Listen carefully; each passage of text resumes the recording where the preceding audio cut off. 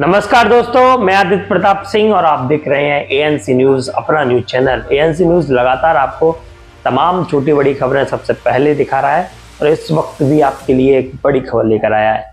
ANC news हमारे YouTube channel को आप सब्सक्राइब कर दीजिए और पाइए सबसे पहले खबर देखने का मौका। नमस्कार दोस्तों, मैं आदित्य प्रताप सिंह और आप देख रहे हैं एएनसी न्यूज। इस वक्त भी हम आपके लिए बड़ी खबर लेकर आए हैं। प्रयागराज में 13 जनवरी से होने जा रहे सबसे बड़े धार्मिक मेला महाकुंभ में अब माफिया अतीक अहमद की एंट्री हो गई है।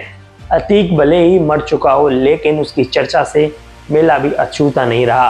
राष्ट्रीय हिंदू दल संगठन के राष्ट्रीय अध्यक्ष रोशन पांडे ने महाकुंभ में संगम तट पर अतीक अहमद और अशरफ की हत्या के बैनर पोस्टर लगवा दिए। बैनर पोस्टर में अतीक की हत्या के तीनों आरोपियों को देवदूत बताया गया है।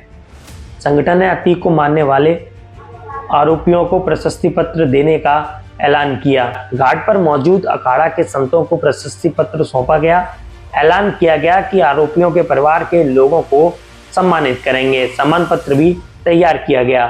अब आपको बताते हैं कि उस बैनर पोस्टर पर क्या लिखा हुआ है।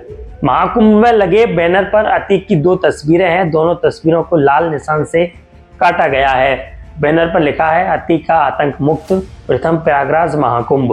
राष्ट्रीय हिंदू दल संगठन के राष्ट्रीय अध्यक्ष रोशन पांडे ने कहा, प्रयागराज की धरती को अतीक जैसे माफिया की हत्या करके पवित्र किया गया है। हत्या करने वाले सूरवीर, धर्म योद्धा और को देवदूत की उपाधि प्रदान की जानी चाहिए। इस दौरान जूना अखाड़े से जुड़े संतों ने 3 अपराधियों को रिहा करने की मांग की। साथ ही प्रयागराज संगम पंचायती अखाड़ा श्री निरंजनी के सामने अतीक अहमद का बैनर लगाया गया।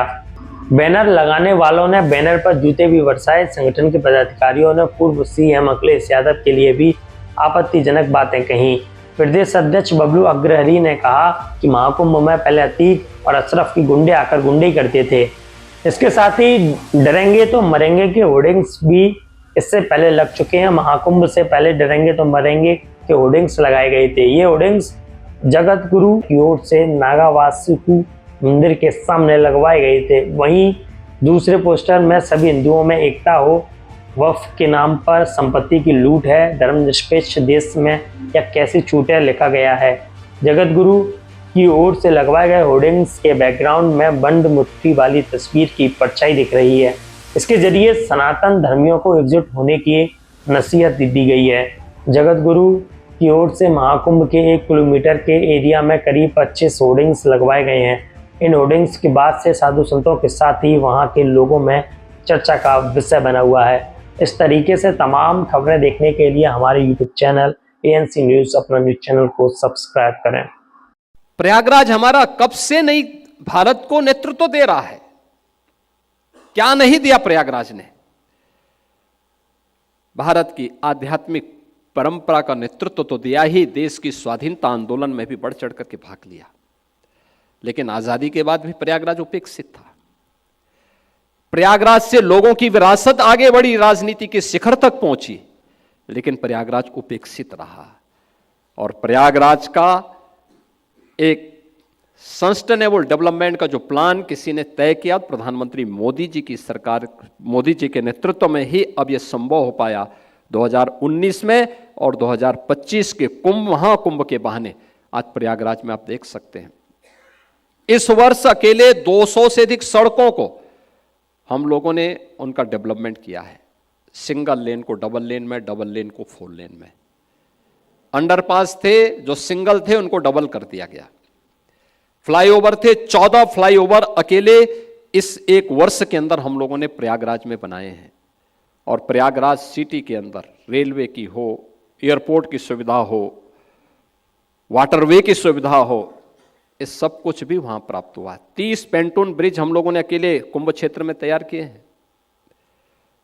ये सभी श्रद्धालुओं की सुविधा के लिए।